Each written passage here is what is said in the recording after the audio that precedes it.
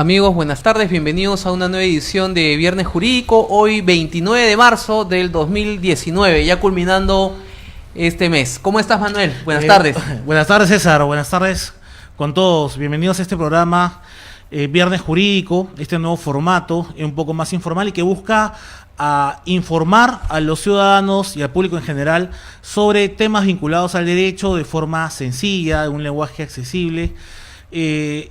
Buscando siempre la inclusión de más personas en temas que son de interés público. César, el primer tema que tenemos el día de hoy es el tema del conflicto de las Bambas y luego vamos a hablar sobre el despido laboral. Así que estamos atentos a todas las consultas que nos hagan llegar en redes sociales. Estamos en Facebook, en Instagram, en Twitter y en YouTube. También van a poder ver todos nuestros programas colgados en dicha plataforma. Cabe mencionar que este programa es auspiciado por CTL Consultants, firma de abogados de la cual yo soy socio, yo y César somos socios, y Jarek también, y venimos brindando asesoría legal, empresarial, en temas procesales también, temas civiles y temas tributarios. Bueno, César, Arrancamos con el tema. Sí, arrancamos con el tema del conflicto social en las Bambas, ¿no? Varias novedades para el día de hoy, ¿no? El día de hoy ya se ha anunciado, ya se ha publicado la norma a través de la cual se declara en emergencia el distrito de Chalhuahuacho, ¿no? El distrito donde está pues concentrado este conflicto, ¿no? Y además, esta declaratoria de emergencia se está otorgando, se está disponiendo por el plazo de 15 días calendario, y del mismo modo se está extendiendo por 15 días, se está prorrogando por 15 días la declaración de emergencia que ya estaba dictada en el corredor minero, ¿no? Que abarca, ¿no? todo el camino que involucra y que conecta a Apurímac, a Cusco y Arequipa, ¿no? Hay que ver cuál es la respuesta por parte de las comunidades en atención a esta declaración de estado de emergencia, porque lo cierto y concreto es que la declaración de estado de emergencia suspende algunos derechos como la inviolabilidad de domicilio, es decir, que la fuerza pública puede ingresar al domicilio de los comuneros, al domicilio de las personas, y además también se restringe el derecho a la libertad de poder reunirse, ¿no? Entonces es importante conocer qué es lo que va a pasar, ¿no? Ya de cara con esta declaratoria de emergencia. Bueno, en el tema de las Bambas, es un tema que ha abarcado pues la discusión nacional ya visoraba desde la semana pasada, pero tenemos noticias sobre este conflicto desde hace ya varios años, ¿no? Hay que tomar en cuenta cómo surge el tema de las Bambas, ¿no? Exacto, César, ilústranos y dinos cómo surge este conflicto. Sí. Bueno, primero, evidentemente todos sabemos que el Perú es un país eminentemente minero, ¿no? En el Perú tenemos una legislación que dista de la de otros países, ¿no? Mientras, por ejemplo, alguien en Texas encuentra petróleo en el subsuelo, se vuelve millonario el propietario de esa área, el propietario de ese terreno, porque también es propietario del subsuelo. La Constitución peruana tiene una regulación diferente a lo que está establecido en los estados de la Unión Norteamericana, porque lo que establece la Constitución es que la riqueza del subsuelo, el subsuelo pertenece al Estado, ¿no? Ahí hay una gran diferencia que ha generado y genera muchos debates hasta ahora del por qué de por qué se mantiene esta norma, ¿no? Pero lo cierto y concreto es que el legislador en su oportunidad, ¿no? Y entendemos que es decir, el legislador del 93, el que emitió la Constitución del año 93, dispuso que la riqueza del subsuelo, el dueño del subsuelo es el Estado, ¿no? Habrá que ver si el razonamiento fue que el Estado podría administrar esta riqueza o los ingresos que genera esta riqueza de una mejor forma que los privados, ¿no? de una mejor forma que los ciudadanos. Pero lo cierto concreto que esta es la norma, y este aspecto, hasta que no se cambie la Constitución, resulta indiscutible. Ahora, con relación al tema de las Bambas, acá tenemos algunas cifras, ¿no? Por ejemplo, las Bambas la mina Las Bambas concentra aproximadamente el 2% de la producción de cobre mundial. Estamos hablando pues de cifras importantísimas porque lo que se exportó aproximadamente el año pasado ascendió a 2.800 millones de dólares, que dejaron regalías por cerca de 85 millones de dólares. Estamos hablando de cifras importantísimas. Y la mina, ¿cuál es el tema de la mina, no? La mina es una mina de cobre, especialmente es una mina de cobre, pero en la que también hay zinc, hay plata y hay oro. La mina, y me gustaría, señor Gallo, si podemos enfocar el mapa la imagen del mapa de la región Apurímac, ¿ya? Está Cotabambas, está Antabamba. Claro. Entre esas dos regiones está la mina está ubicada, la mina está ubicada en el departamento de Apurímac y abarca esencialmente dos provincias, ¿no? Esas provincias son Cotabambas y Grau, ¿no? Y Grau. ¿Ya? Estas provincias son colindantes, como podemos ver. Grau y Cotabambas son colindantes, y dentro de Cotabambas existe un distrito que se llama Chalhuahuacho. En Chalhuahuacho hay distintos pueblos y distintas comunidades, entre las que destacan Chalhuahuacho y Fuerabamba. Es en Fuerabamba donde se encontró la riqueza natural, ¿no? Y por eso el nombre de la minera es Las Bambas. ¿No? Entonces, ¿qué es lo que hace la minera, ¿no? Cuando se encontró esto, el Estado convocó un concurso público para concesionar la extracción y la explotación de los recursos que se encuentran ahí. Destacamos y hubo especialmente una primera empresa, ¿cierto? Sí, llegó una primera empresa de capitales suizos que era Glencore Xstrata. Glencore Xstrata gana el concurso público y gana el derecho, obviamente, a extraer, a explotar el recurso natural. Hay que recordar que estamos hablando de una zona que está más o menos a más de 4.000 metros de altura, ¿no?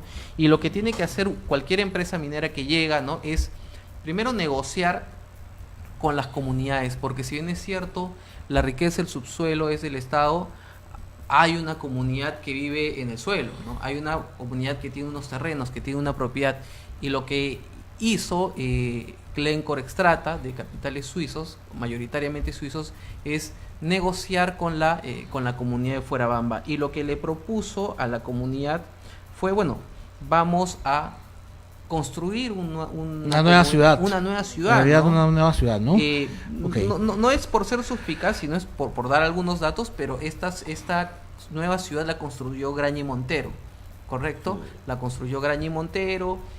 Se le pagó una compensación a la comunidad por trasladarse. No se han dado cifras oficiales, pero se rumorea que se le puede haber pagado a algunas personas o a algunos dirigentes $1 millón de soles, ¿no? Para cada uno, para cada familia. No se ha hecho público. Entender la práctica nos puede decir que los dirigentes pueden haber recibido más que los comuneros, pero de manera informal, en una charla en RPP, el representante de Las Bambas había dicho que de manera general se habían invertido, ¿no?, en la negociación como 150 millones de soles. Y si son 150 familias, estamos hablando de $1 millón para cada una. En teoría, porque eran como 150, dice que llegaron más familias, porque en cuanto vieron que había esta situación, los que estaban en las zonas aledañas, algunas personas se mudaron, agarraron, hicieron su chocita ahí y ya está, ¿no? Y se mudaron, ¿no? Hay que recordar también que la necesidad de llegar a un acuerdo con la comunidad también tiene que ver con el tipo de minería que se hace. No es una minería que se hace un socavón, es decir, tan directamente al subsuelo, sino es una minería a tajo abierto, ¿no? Entonces se necesita definitivamente hacer trabajos en la superficie. Se llegó a un acuerdo con la comunidad, con los miembros de la comunidad, y se construyó la ciudad de Nueva Fuerabamba, ¿no? La ciudad de Nueva Fuerabamba tiene cerca de 440 viviendas, tiene una serie de terrenos, y lo que se les dio, además de dinero, fueron, como dije, diversos terrenos, ¿no? Ahora, hay un terreno, aparte de los terrenos para vivienda, los parques, los jardines, las postas, los hospitales, y todo lo que se necesita para tener una ciudad organizada, con una planificación urbana, también se les dio terrenos porque estas personas se dedicaban a la ganadería, tengo yo entendido.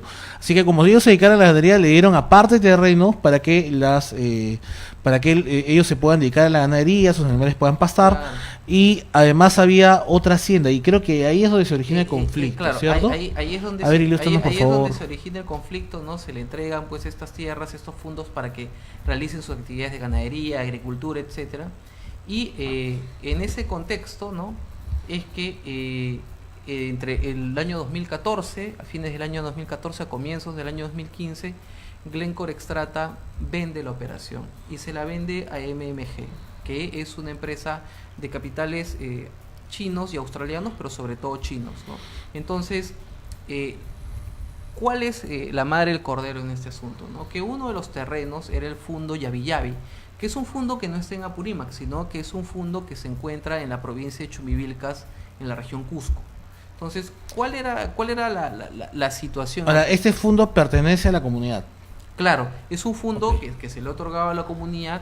Entonces, ¿cuál era el origen de todo este tema? Que Glencore Xstrata, la anterior concesionaria, había logrado la aprobación de su estudio de impacto ambiental, que es este proyecto, este plan que se aprueba para que pueda ejecutar conforme a las normas de medio ambiente sus actividades. Había establecido que iba a haber un ducto, un mineroducto. ¿Por qué? Porque Glencore tenía una operación cercana a Las Bambas y quería concentrar todo a través de un ducto. Y que este ducto finalmente llegue hasta el puerto de Matarani en Arequipa, que es por donde sale el mineral hacia el extranjero. Entonces, lo que establecía el estudio de impacto ambiental era que se iba a construir este mineroducto.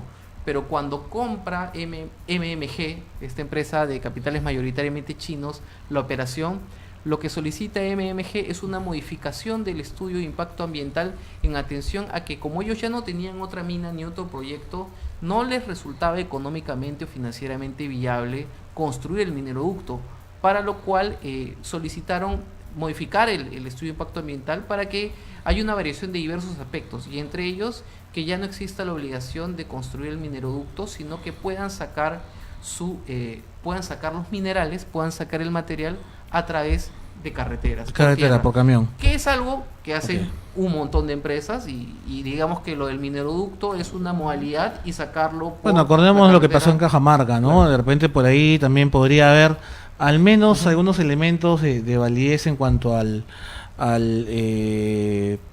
por qué la población se está quejando, ¿no? Hubo un caso en Cajamarca en el cual hubo un derrame de mercurio. Tú sabes que el mercurio es el mineral que se utiliza para poder, pues, extraer el oro, ¿no? Así que si esta minera es una mina que va a, digamos, también extraer dentro de los minerales que se va a beneficiar con oro, entonces es probable que también se pueda manejar mercurio por ahí. Podría ser, yo creo que esa sería la única explicación válida para que los comuneros vengan y reclamen, ¿no? Porque si van a reclamar porque van a hacer movimiento de tierras, bueno, cualquier vehículo va a mover tierras, Claro. como mototaxi. Claro, hay que recordar de que se indica de que en promedio por esta vía, por esta zona, transcurren 400 vehículos de la empresa, que no solamente transportan mineral, sino también personas, obviamente. Al ¿no? día. Al día. Bueno, Y hay un movimiento y hay un interesante. levantamiento de polvo que evidentemente afecta las áreas que se encuentran cerca, ¿no? El reclamo de la comunidad no está enfocado a que la mina cierre o que hay un daño ambiental. El enfoque de la comunidad es netamente económico, ustedes nos dieron, nosotros tenemos este fondo, a través de este fondo pasa esta vía, esta trocha, y bueno, esta trocha está en nuestra propiedad, por lo tanto, ustedes nos tienen que pagar, y lo que no sabemos es lo siguiente, ¿no? El Ministerio de Transporte y Comunicaciones señaló que esta trocha, que luego había sido ampliada, que luego había sido mejorada, tenía la calidad de vía nacional. Y es por eso que surge este conflicto, ¿no? Sí. Lo que hace la comunidad es cuestionar la legalidad sin haber iniciado ninguna acción ante alguna autoridad competente. Lo que hace es cuestionar la legalidad de la declaración de vía nacional de esta carretera, y lo que señala la empresa minera es, bueno, ya que está declarada como vía nacional, es el Estado quien tiene que realizar algún pago por un justiprecio, ¿no? A las comunidades, bueno, sin que eso sea un adelanto de opinión, ¿no? Claro. A las comunidades, y nosotros, como igual tenemos un acuerdo con la población para darle distintos beneficios, podemos seguir ayudándolos en planes. Y es ahí donde sale esta denuncia de que la comunidad habría estado pidiendo primero $500 millones. Y es curioso, César, porque, a ver, ilústranos, porque parece que hay una servidumbre de paso. O sea, cuando ellos le entregan la hacienda a los comuneros, ya le entregó, la empresa que le entrega la hacienda se le entrega con una servidumbre de paso para el mineroducto, ¿no? Para las tuberías que iban a poner, por la cual iba a pasar el mineral. Entonces, claro, lo que hay es una servidumbre de paso por el fondo que está en Yavi. Hay una servidumbre de paso. La servidumbre de paso, para que lo entienda la gente de manera muy simple, es: yo quiero pasar de mi propiedad hacia otra, y lo que se tiene que establecer es un camino que obviamente invade, entre comillas, la propiedad de otro. Y en virtud de esa servidumbre yo puedo ingresar, porque puedo pasar a otra propiedad o puedo dirigirme simplemente al exterior. Entonces, en función a ello, esa servidumbre se ejecuta y hay un pago. Ahora la cuestión es: ¿quién tiene que realizar ese pago, ¿no? Lo que al haberse declarado que estamos ante una vía nacional, ante una carretera nacional, ya no estamos ya no estamos diciendo que esta es una carretera de carácter privado, es una vía privada, es una vía construida, y que solamente es que sea de propiedad o que haya sido netamente creada para las Bambas, sino que al ser una vía nacional, cualquier persona puede pasar. Entonces no hay un derecho a exclusividad. Pero hay algo que también es cierto: esa vía no es de exclusividad de la minera, pero la más beneficiada con la vía es la minera. Entonces, no queda muy claro, la gran discusión es si estuvo bien dada o no la declaración de vía nacional, porque lo que se señala es que estamos ante una trocha de aproximadamente 8 kilómetros, que según el gobernador regional de Cusco, se habría producido en el 2011 una ampliación, ¿no?, de mejoramiento en la carretera. Ojo que estamos hablando del 2011, estamos hablando de un año anterior, 3 o 4 años antes de que ingrese. Incluso se descubrió mineral ahí. Mira, lo curioso es que también los cusqueños están reclamando un pago, ¿no? Claro, porque no solamente tenemos a la comunidad de Fuerabamba, sino también a las personas que viven no en Yavi, pero sí en el distrito donde está ubicado Yavi, ¿no? Entonces, la situación no solamente ya ha involucrado al gobernador regional. O sea, para que quede bien claro, a ver, sí, los comuneros de Fuerabamba tienen una hacienda en Yavi, que es Cusco, ¿no es cierto? Claro. Ya, y en Yavi y Cusco hay una hacienda muy grande que es de los comuneros que están en la región Apurímac, ya, pero eso está dentro de la región Cusco. Ahora, los pobladores que están fuera de ese fuera fondo, de esa área y que pertenecen al distrito también están reclamando, claro, porque la carretera pasa por ahí, nada más. Porque es parte del distrito.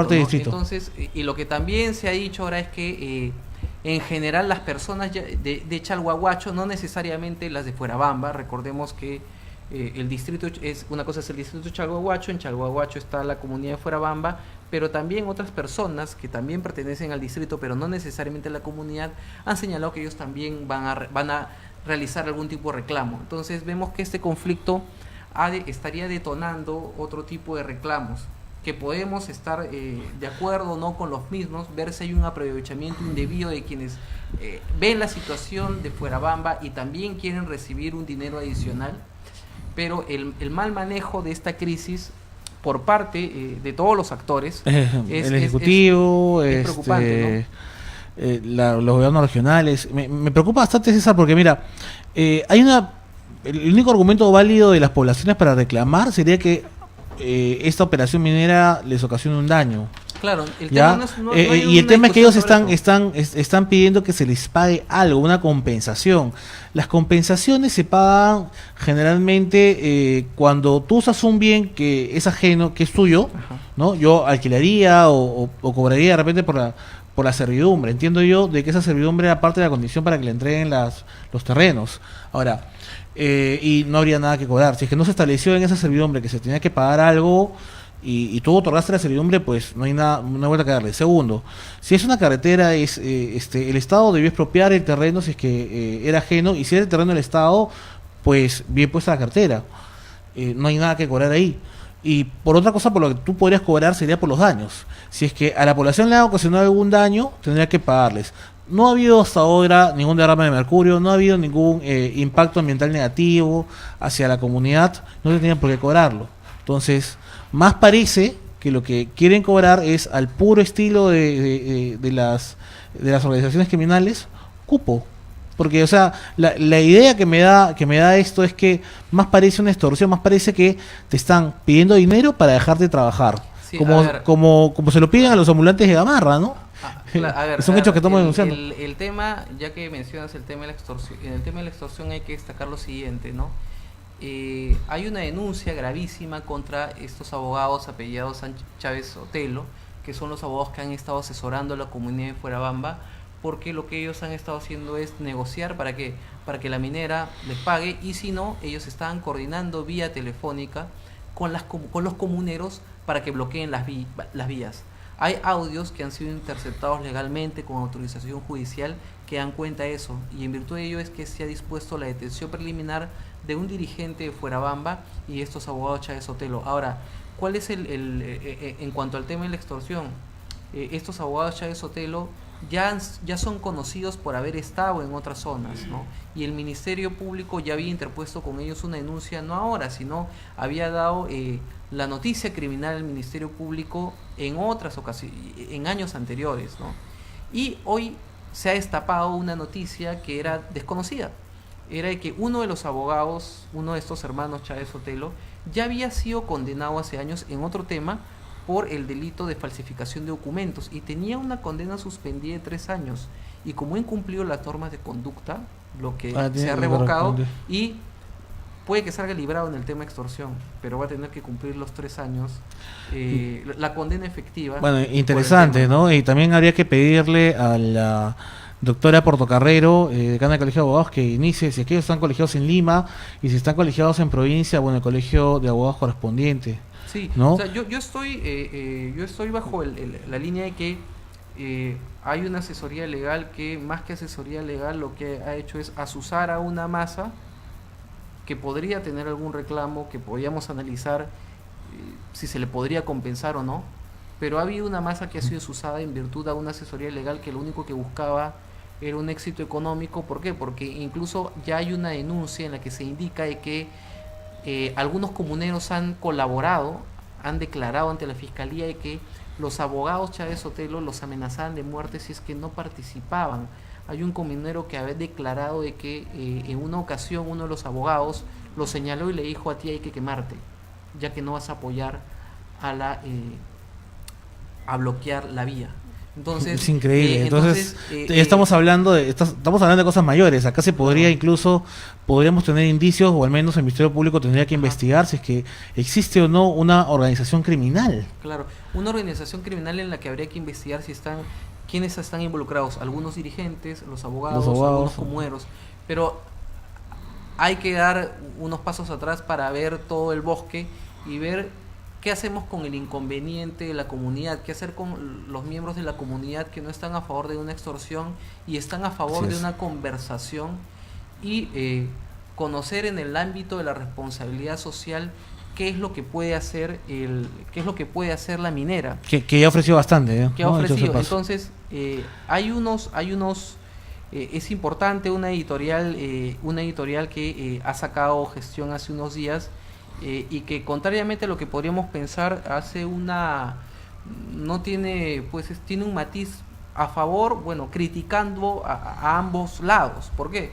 Porque lo que destaca es que, si bien es cierto, la minera Las Bambas representa el 74% de los ingresos de MMG, representa el 16% del cobre del país, y el 1% del PBI, ojo, la operación de Las Bambas representa el 1% del PBI, representa el 2% de la producción de cobre a nivel mundial. Estamos hablando de cifras importantísimas, Pero también lo que se destaca en este editorial son los indicadores que hay en Apurímac, y los indicadores son una tasa de desnutrición crónica de 20.9%, y que el 44.9% de los hogares todavía depende de programas alimentarios. Increíble. Entonces, la población se ve afectada por un Estado, ya sea a través del Poder Ejecutivo, los gobiernos regionales o los gobiernos locales, que pueden estar, en términos coloquiales, tirándose la plata o invirtiéndola mal, y esta población lo que ve es que mientras eso sucede, la minera tiene importantes ingresos y tiene el 2% de la producción de cobre mundial. Entonces, hay un reclamo válido, hay algo que tenga que reclamar la comunidad. Bueno, hay algo que tiene que reclamar la comunidad al Estado. Ahora, en el ámbito de los conflictos sociales, este reclamo o esta solución no se va a dar si es que la empresa también no toma un rol, y va a ser un costo que va a tener que asumir, porque de lo contrario, la otra opción es cerrarse, no conversar con ellos y dejar de producir, ¿no? Entonces, ya sea por lo cual perjudicaría igual a todos. Hay que, claro, y es un tema que no solamente va a perjudicar a las comunidades, sino finalmente es un punto es un 1% del PBI, ¿no? Entonces, es muy importante hacer una crítica a los malos asesores, a los malos dirigentes, pero también el rol de ineficiencia que ha tenido el Estado, y hay que recordar que este rol de ineficiencia en el manejo de conflictos sociales no es nuevo.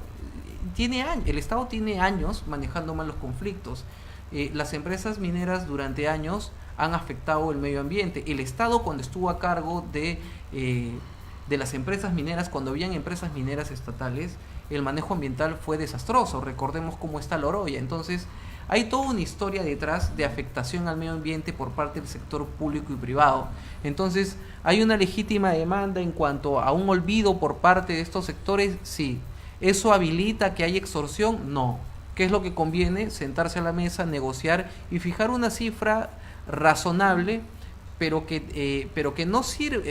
sirva para dar proyectos o ayudar a que estos proyectos dinamicen la economía de la zona, porque a quienes hay que llegar es a aquellos que están desprotegidos, porque a los comuneros que pudieron recibir 1 millón de soles, a las personas que ya recibieron $1 millón o 500.000 soles y que ya tienen otros negocios. Hay que recordar que hay comuneros que ya no viven, que no viven en Nueva Fuerabamba, sino que lo han alquilado a otras personas, o que se han ido a vivir a Cusco, se han ido a vivir a Arequipa, se han ido a vivir a Lima, ¿no? O que incluso hay algunos que también le brindan servicios a la minera. O sea, exactamente. Hay gente que está a favor, ¿no? Entonces, la crítica tendría que ser para atender a aquellas personas a quienes no ha llegado el progreso, ¿no?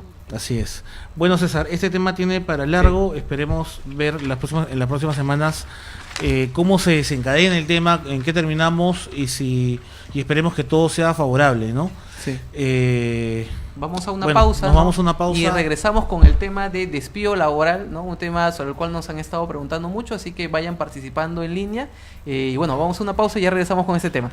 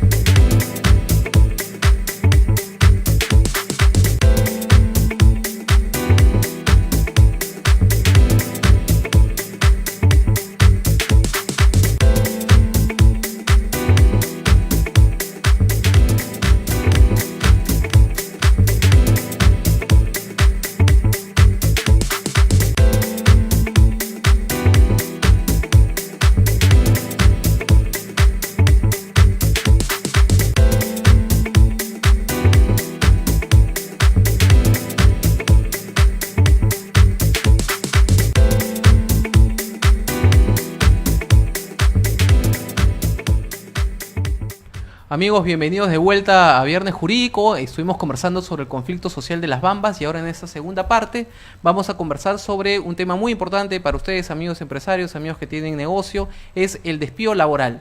Y en esta parte vamos a conversar con Manuel, que es especialista en derecho laboral, ¿no? Sobre diversos alcances que tiene esta figura, ¿no? A ver, Manuel, coméntanos qué es lo que podemos entender por despido, qué introducción nos puedes dar con relación a esta figura laboral, ¿no? Sobre la cual hay tanto interés, ha habido tanto debate últimamente. Sí, César, y sobre todo ha habido mucho desarrollo a nivel de los pronunciamientos tanto del Poder Judicial como del Tribunal Constitucional. El despido, si pasan por favor la presentación número 1, el despido viene a ser la extinción unilateral. O sea, yo unilateralmente como empleador decido ponerle fin a nuestra relación laboral, a nuestro contrato de trabajo, le ponemos fin. Pero para que un despido sea legal, tiene que estar enmarcado dentro de una causa legalmente establecida. Correcto. ¿Ya? Ahora, si no se configura o no se realiza este despido por una causa establecida en la ley, que es la Ley de Productividad y Competitividad Laboral, entonces el despido viene a ser incausado. Se le llama despido incausado, que no tiene motivo alguno, ¿no? Entonces, las causas, ya para poder despedir legalmente a un trabajador, vienen a ser dos: las vinculadas con la capacidad del trabajador o las vinculadas con la conducta del trabajador. Por favor, pase a la siguiente presentación. Y vamos a ver algunas causas de despidos vinculadas con la capacidad del trabajador. Que tienen que ver con una serie de factores, desde la productividad hasta alguna deshonestidad, ¿no? Tiene que ver con, por ejemplo, el detrimento de la capacidad física o mental. ¿Qué pasa, por ejemplo, si como consecuencia de un accidente uno queda paralítico o queda parapléjico, ¿no? Entonces, dependiendo de un caso o de otro y dependiendo de las funciones que uno realice dentro de la empresa, dentro del trabajo, y siempre y cuando no haya un puesto disponible donde uno pueda acceder a trabajar sin menoscabar o sin que esto implique un riesgo para su salud, entonces el trabajador viene a ser desvinculado legalmente. ¿Ya? ¿Qué pasa? Te pongo un ejemplo. Eres un obrero de construcción civil. Correcto. ¿Ya? Y quedas parapléjico. ¿Ya? Tu capacidad física para realizar la actividad en la que tú para que tú habías sido contratado desapareció. No hay de repente dentro de la compañía un puesto vacante para que tú realices una función. Es más, estás parapléjico, o sea, no te puedes mover, ¿no? Entonces, aquí sí habría una causa justa del despido. Ahora, ¿qué pasa? Que tú tendrías que activar pues tu seguro, tu seguro, tú haces una aportación a la AFP, tú haces la aportación a la Seguridad Social y también haces la aportación a un seguro que te va a cubrir esa invalidez. Claro, y ¿no? si ese accidente también se produce y si ese accidente se produce mientras desarrollo la actividad, bueno, obviamente ese seguro cubre. Y también tendrías derecho, pues, no solamente a eso, si tienes más de 3 años trabajando en una empresa, podrías acceder a un seguro complementario de trabajo de riesgo, que es un beneficio laboral adicional, con el que cuentan todos los trabajadores que tienen 3 años de servicio hacia adelante. Y también, aparte, dependiendo de la forma en la cual tú quedaste o tuviste un detrimento de tu capacidad física o mental, podrías considerar demandar al empleador, ¿no? Claro. Si es que el empleador no fue diligente, si es que no te dio los mecanismos adecuados para que tú puedas, los medios adecuados de seguridad en el trabajo, ¿no? Otra causa justa de despido viene a ser el rendimiento deficiente en relación con la capacidad del trabajador del rendimiento promedio de labores y bajo condiciones similares. Y en este caso del rendimiento, pues, tendríamos que buscar, como empleadores, buscar medios probatorios, ¿no? Que me acrediten el rendimiento de este trabajador era tal durante cierto tiempo, y en relación con otros trabajadores se va haciendo una comparación, ¿no? se hace una comparación y se va viendo de que el rendimiento no obedece a una causa externa, sino a una causa del mismo trabajador. Como que de un momento a otro, por ejemplo, digamos César redacta 10 documentos al día, ¿no? Y lo hace así durante 5 años, durante 5 años. Pero, ¿qué pasó? César al 6.º año comienza a redactar un documento al día. Y sus demás compañeros hacen 10 o 12 al día, ¿no? Entonces, acá habría obviamente un rendimiento deficiente en relación con las capacidades, que obviamente perjudica al trabajador. Al trabajador se le da una oportunidad, o sea, si el trabajador corrige este rendimiento deficiente, pues conserva el trabajo, pero si no lo hace, lastimosamente, esta vendría a ser una causa justa de despido. Claro, importante los parámetros objetivos que tú escribes, porque esta causal podría dar lugar a que un empleador sea muy subjetivo y empiece a aplicar despidos que seguramente se han visto en la práctica sin mayor documentación o bajo el criterio de lo que me parece o lo que creo, ¿no? Sí, en realidad, cuando uno va a despedir a un trabajador, tiene que buscar siempre la mayor objetividad posible, contrastar la documentación, contrastar los hechos con los documentos, ¿no? Para poder tener para que ese despido no sea luego, digamos, impugnado ante el Poder Judicial y tengamos pues reposiciones que al final como empresarios nos cuesta un montón de plata. Claro, debe ser el despido una de las causales más difíciles de probar o una de las que más se podrían presentar. El rendimiento deficiente, sí, tendrías que documentarlo bastante, ¿no? Sí. Tendrías que documentarlo bastante con métricas, hay muchas formas, por ejemplo, en los vendedores también hay. Con los vendedores es muy fácil demostrar esto. Los ratios de venta. Sí, con los que realizan labores de oficina, también con los que realizan labores físicas, ¿no? Porque a un obrero se le puede demostrar fácilmente que antes tú producías tanto al día y ahora produces tanto, ¿no? Lo recomendable es que los empresarios documenten mucho sus procesos, ¿no? Documentando los procesos, tanto de front office como de back office para las oficinas, como los procedimientos de producción, vamos a poder sacar rápidamente esta causal, ¿no? Poder demostrarla fácilmente. Claro. Y otra causa justa de despido vinculada con la capacidad del trabajador está en la negativa injustificada de someterte a un examen médico previamente convenido con el empleador o establecido por ley. Entonces, ¿qué pasa? Por ejemplo, hay algunas empresas que tienen por bien tomarle a sus trabajadores en un proceso de selección o indicarles durante un proceso de selección que tienen que pasar, luego de ingresar a laborar, pasar un examen médico. Y convienen eso con el trabajador y lo hacen por escrito, incluso en el contrato de trabajo, ¿no?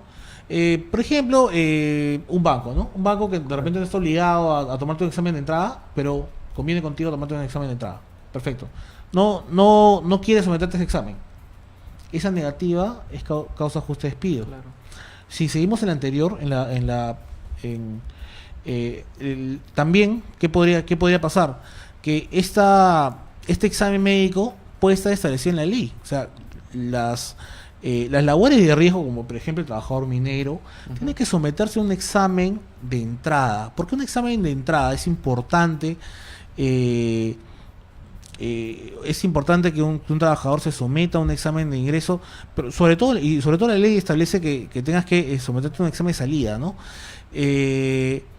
¿Por qué? Porque se tiene que mostrar, pues, si estás realizando una actividad altamente riesgosa, ¿no?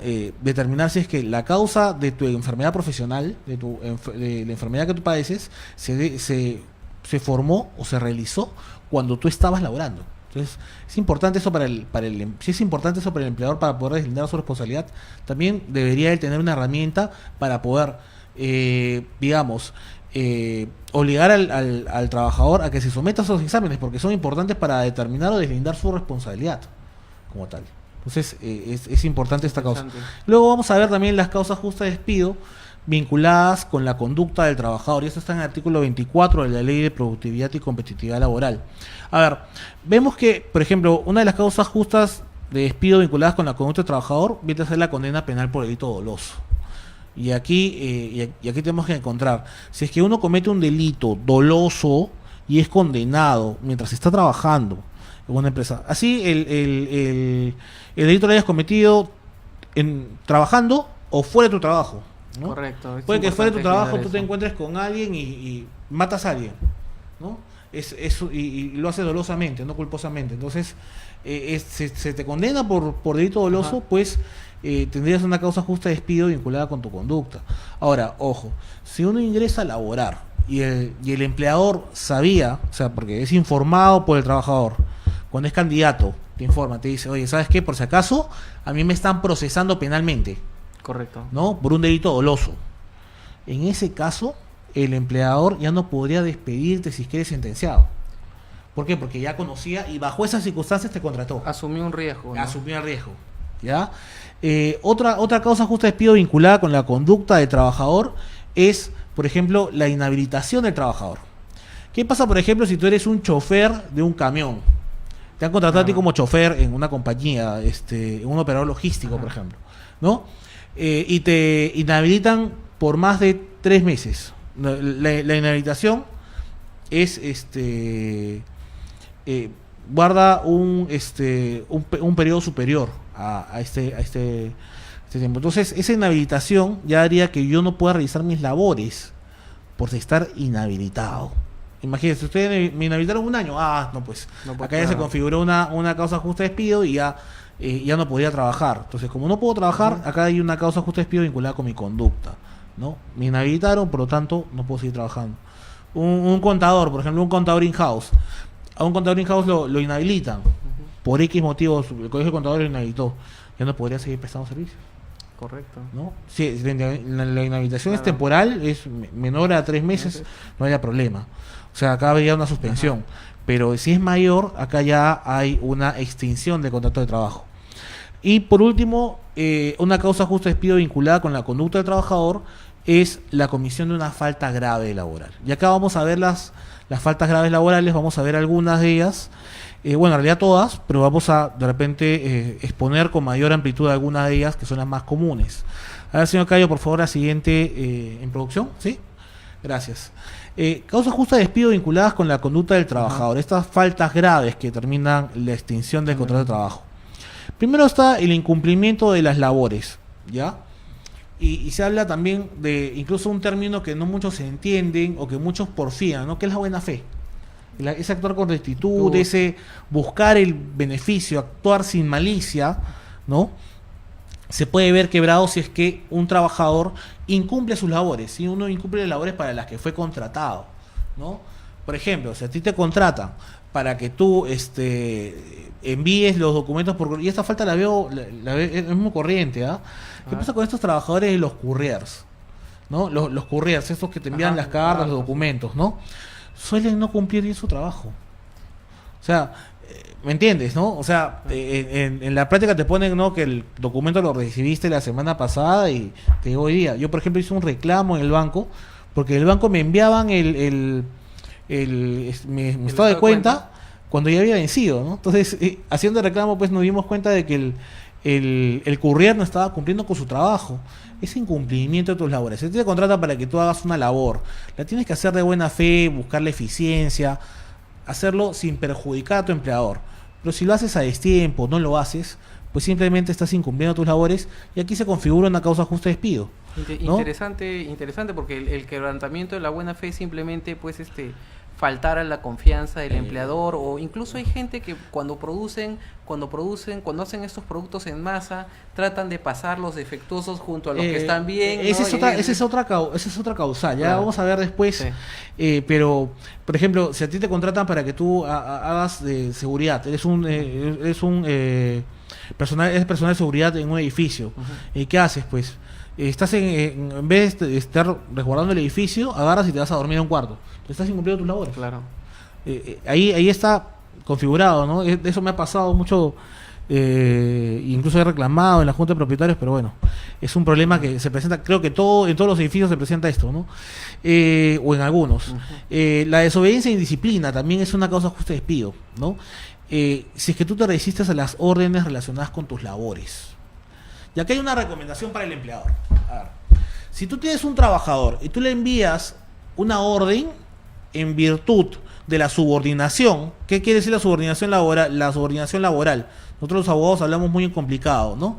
El trabajador tiene que estar sujeto a las órdenes del empleador. Entonces, si tú le ordenas algo dentro de las funciones que le has asignado al trabajador, ¿no?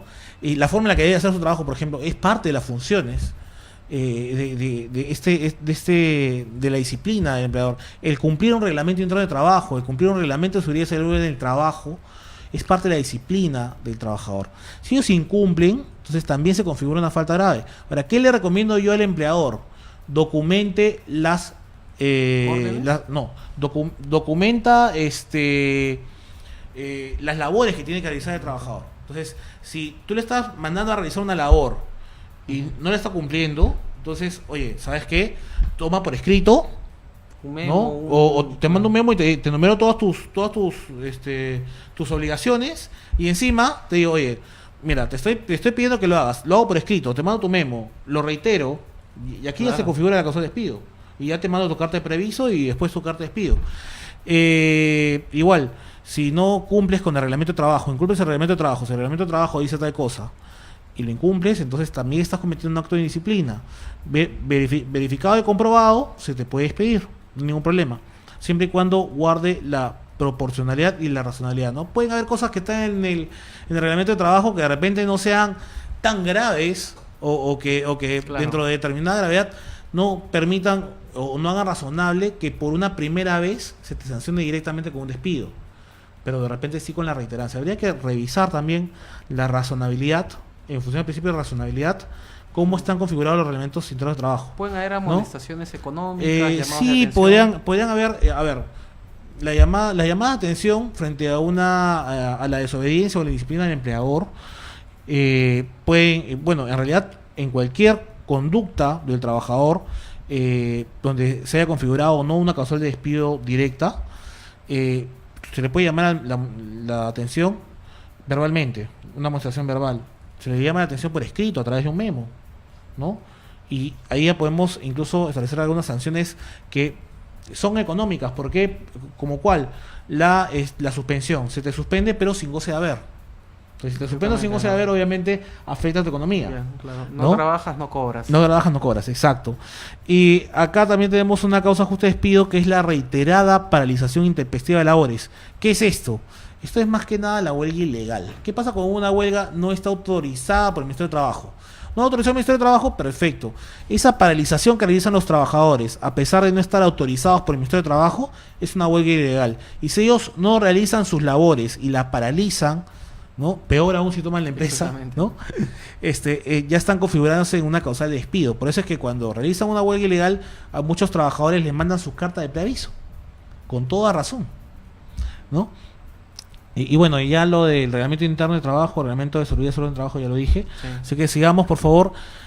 Hay otras, y aquí es la que tú me comentabas, ¿no? La disminución deliberada y reiterada en el rendimiento de las labores, el volumen o la calidad de la producción. A ver, disminución deliberada y, ojo, reiterada. O sea, no puede ser por una primera vez, no te podrían despedir, ¿no?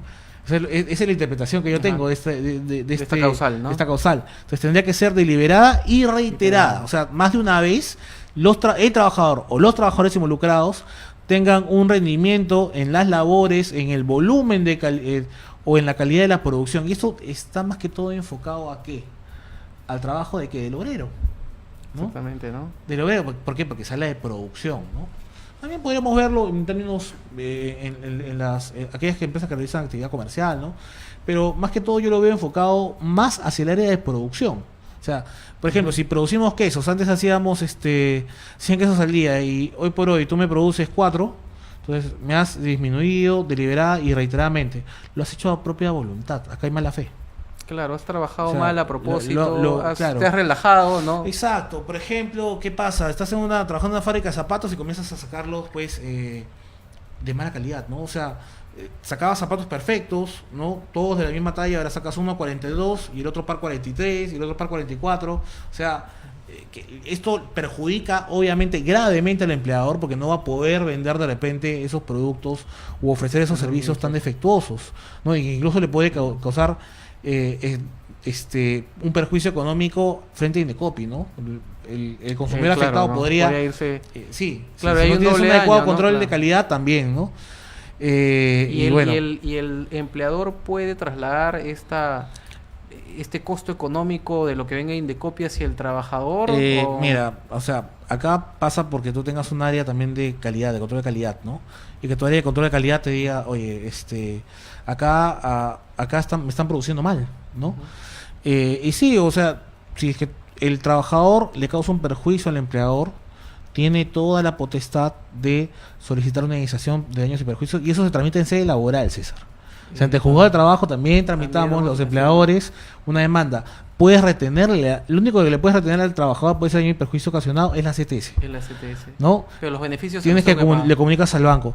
Pero el trabajador puede haber incendiado el centro de trabajo, puede haberse llevado todos los equipos, toda la maquinaria de trabajo, pero a las 48 horas de haberse producido el cese tienes que darle sus beneficios sociales. Por último, César, vamos a ver dos últimas causales, ¿no? Una vinculada con la apropiación consumada o frustrada de bienes o servicios del empleador, ¿no? O aquellos bienes que no son del empleador, pero que se encuentran bajo su custodia, ¿ya? O así cuando un trabajador agarra y retiene o utiliza indebidamente los bienes del trabajador, los que fueron puestos bajo su custodia. Aquí no importa el monto. Si un trabajador de una tienda por departamento se coge un chicle de 10 céntimos, ¿no? Y se lo come, ya se lo apropió, claro. y ya cometió la falta. Y por esta falta no puede ser despedido, sí, no importa el monto. Aquí lo que importa es el acto. Ese acto en el cual pues ya estás defraudando a tu empleador, ¿no? Claro, entonces, la confianza del empleador, se hace inviable la relación. Ya se hace inviable la relación porque se pierde la confianza. Entonces, No. también puede haber una utilización indebida de servicios, ¿no? Acá, por ejemplo, hay un caso de que una trabajadora agarra, utiliza el teléfono de la empresa, un servicio, y agarra y comienza a llamar al enamorado en extranjero, por ejemplo, ¿no?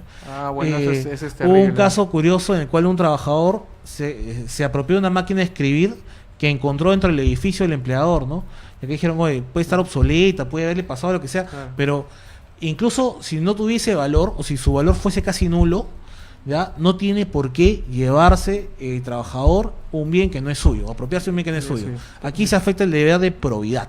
Perfecto, Manuel. ¿Ya? Sigamos con una última causal, que es el de acudir o entregar a terceros información reservada del empleador, ¿no? Acá yo veo mucho que muchos empleadores me llaman y me dicen, Manuel, mira, ¿sabes qué? Tengo un área de ventas y el área de ventas se ha llevado información, se ha llevado mis clientes, se ha llevado los contactos de mis clientes. Esta es una causa justa de despido. Incluso hay trabajadores que lo hacen mientras están laborando, ¿no? O sea, hay que ver qué información es reservada, hay que tomar mecanismos adecuados para cuidar la información, pero si el trabajador utiliza esta información, se la da a terceros o la utiliza él mismo para causarle perjuicio al empleador, pues no solamente puede ser despedido, sino también puede ser demandado. ¿Ya? Incluso también hay una causal que está aquí en este inciso, que es la competencia desleal de la que muy poco se habla, que es aquel trabajador que realiza la misma actividad que realiza el empleador, ¿no? Y ofrece los mismos productos o los mismos servicios que el empleador a los mismos clientes o a los clientes potenciales. Esa también es una causal de despido y mucho he visto el año pasado, el anterior pasado, y desde que abrimos la firma en realidad sobre este tema de la competencia desleal y cuál es la posibilidad de poder analizarlo en otra sede, que es la sede administrativa, no solamente en sede laboral en Indecopy, en sede administrativa en Indecopy, sino también en sede laboral. Interesante. Y bueno, ya se nos acabó el tiempo. Se nos acabó el tiempo, Sí, Manuel. La verdad muchas que gracias. te agradezco por estos alcances. Y bueno, será, amigos, hasta la próxima edición de Viernes Jurídico. Sigan escribiéndonos sobre los temas que quieren tratar. Bueno, muchísimas gracias. Si quieren formular una consulta, ya saben, a nuestra página web o al teléfono 987751704. Muchas gracias, Gracias. amigos. Chao.